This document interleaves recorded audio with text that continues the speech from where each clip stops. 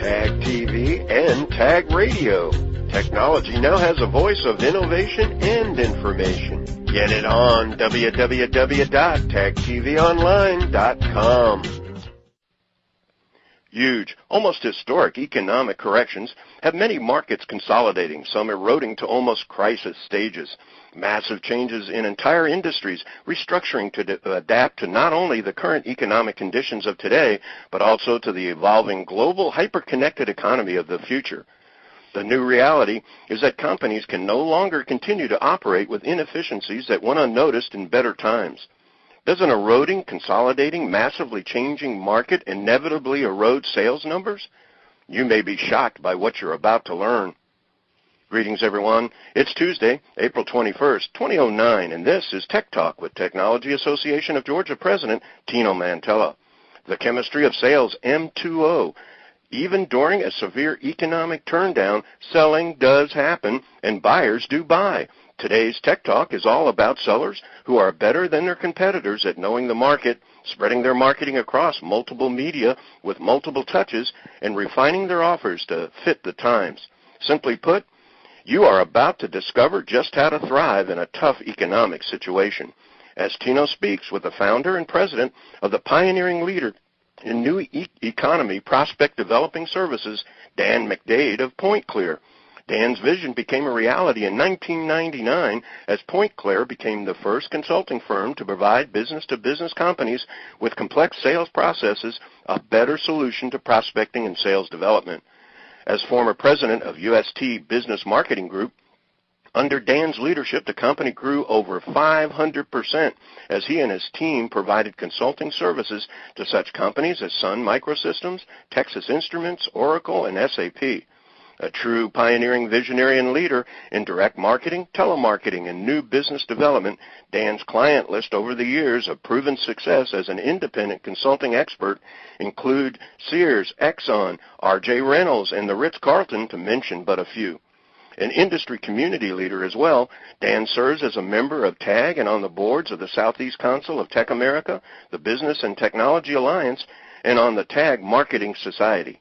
Take special attention as you are about to learn the chemistry of sales M2O, how to thrive in tough economic times, as Tino speaks with PointClear founder and president Dan McDade.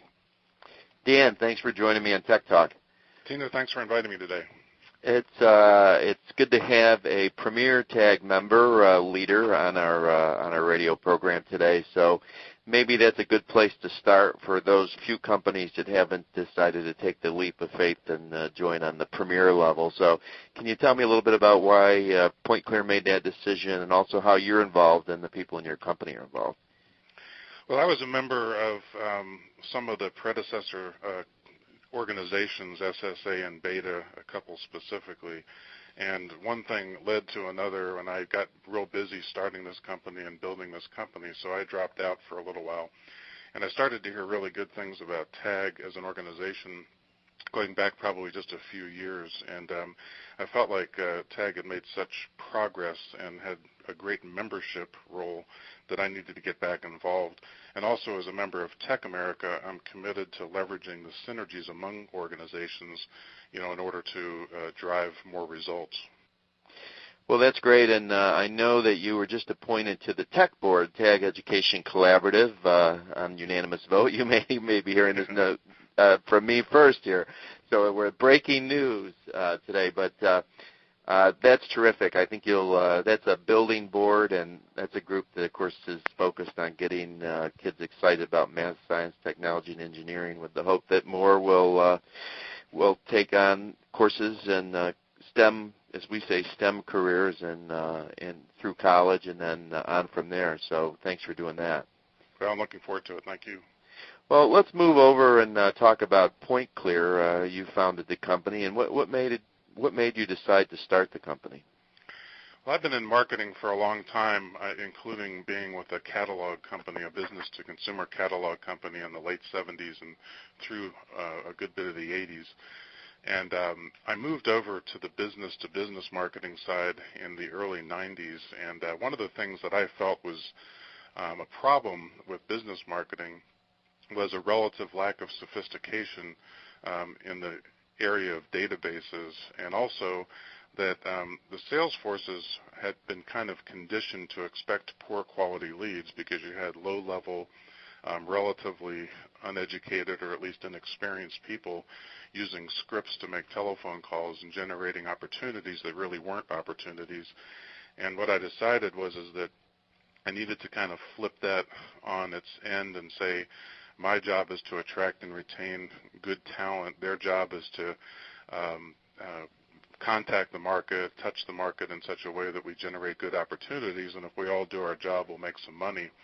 And I had what they call here Dan's big hand theory of hiring, which is that I was looking for people who were nice, smart, curious, hardworking, and ethical. And in the end, when people walk through our place here, they'll say, gee, the one thing that I walk away with is you have just really a nice group, but it's a nice group of people who are also smart, and that's, I think, part of our success.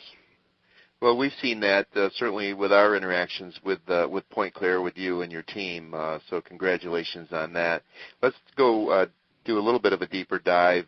Maybe you can tell our listening audience what this role of PointClear is for companies.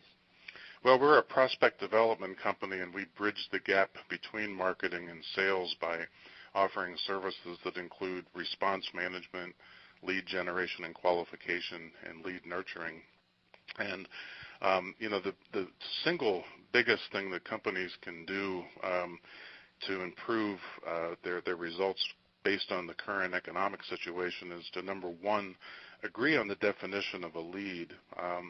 That's probably the single most challenging things in companies. You have marketing that thinks lead is one thing and sales that thinks lead is another thing. And so making sure that there's agreement and also tightening up the management of the follow-up on leads so that you close the loop or close the gap in between marketing and sales. So if companies can engage in activities that help bridge that gap, it's going to go a long way towards helping them increase revenue. So you're about lead generation and helping companies to really have those quality leads, and it sounds like come to agreement on what a lead actually is. So maybe what do people? You say two different departments may think of it as two different things. Can you explain that a little bit more? Yeah, I'll give you a really good example. We one time had a client that sold a customer service. It was an online customer service solution. And the president of the company and the VP of marketing said, we're willing to really take any deal. We'll take a $10,000 deal, a $100,000 deal, or a $1 million deal. Right. The senior VP of sales hired elephant killers or elephant hunters who basically only wanted $1 million deals. And I one time mentioned to the VP of sales, he and I had a great relationship, but I said, I think you have more salespeople than there are $1 million deals right now. And some of your competitors, and one notably that was worth $10 billion, had a market cap of $10 billion at the time, was really eating our clients' lunch in the marketplace, and it was because they were willing to go after some of the smaller solutions. So, I think you want to make sure that as a senior manager in a company that you have established the ground rules. And this is something that we deal with every day where I'll give you another more recent example where one of our clients, the sales force is looking for 100 units. They sell a handheld device, and the number of 100-unit deals in the universe right now is very low. But there are a lot of deals out there for 20, 30, or 40 units. And, again, that's a situation where everybody has to get lined up, behind the right decision, which is to go after any deal that you can, because right now there aren't that many big deals out there. Right, right. Well, are there some tricks of the trade that our members would be interested in learning about? Certainly with the economy the way it is today, I'm sure they're looking for any advantage they can to close a sale and develop a relationship. Well, for my fellow members as well as for other listeners, I'm a simple person and I like formulas. And one of the things that we talked about, that as Frank introduced us, is M2O. And really that stands for market, media, and offer. And from a market standpoint, the most important thing to do is to, number one, to actually identify the market. There are so many companies that will say, my market's the Fortune 500 or the Fortune 1000, and that is actually represents several thousand, if not 10,000 different entities out there that may or may not be qualified as a prospect. So the first thing is to really make sure that you have an accurate definition of the market, and then that you segment that market from those that are the most likely to buy to those that are the least likely to buy. For example, professional service organizations may right now be a better target than manufacturing companies. For some of our clients, that's the case. And so you want to make sure that you do the segmentation. The second thing is that there's no such thing as a silver-tongued devil these days who basically can do everything by telephone. Multimedia and multi-touch is extremely important, as well as multi-cycle. We have programs that run from 8 individual touches that might include a telephone call, email, voicemail, and maybe even some direct mail, to as many as 42 touches. One of my favorite stories was contacting the CFO of the 4th largest utility in the country, and on the 42nd touch, he called us back and said, "Don't stop calling me, you're my conscience." If you'll call me 2 weeks from Tuesday at 10 o'clock, I'll take that call. And for a global consulting company, that actually literally turned into, within 4 months, and that's hard to believe, but within 4 months, that was $1 billion closed deal. Wow.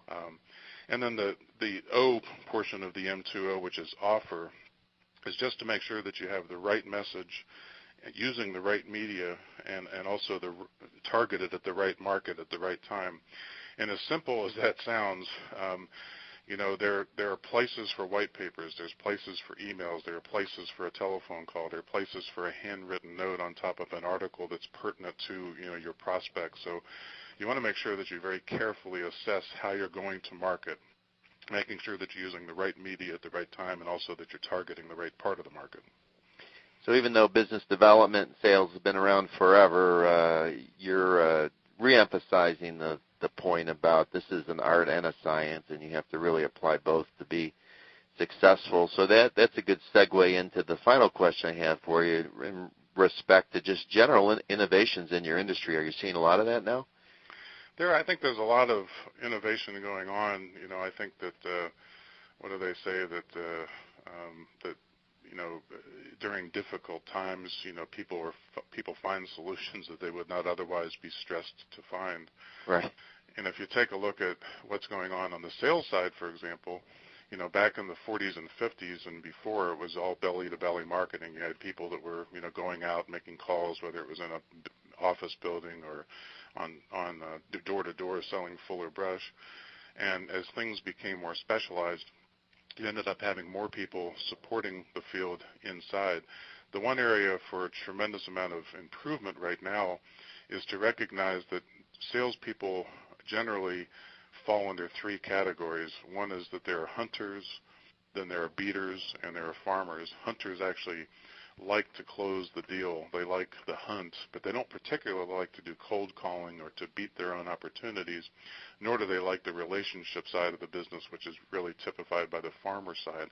And if you actually dissect companies today, you'll find that about 80% of the salespeople are really farmers as opposed to hunters.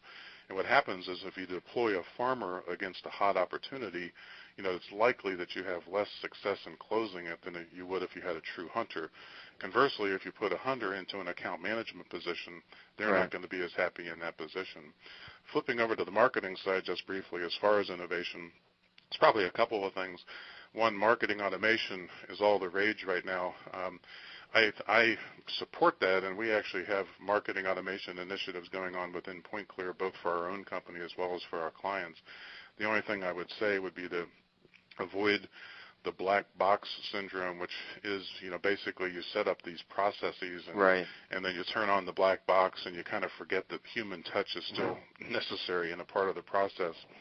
And the other thing is it may sound a little bit trite, but I think there's a tremendous amount of potential in social media, and very specifically in LinkedIn, and also within LinkedIn, joining the various groups, including the tag group that's out there, because there's just a tremendous amount of potential for prospecting and for education through LinkedIn.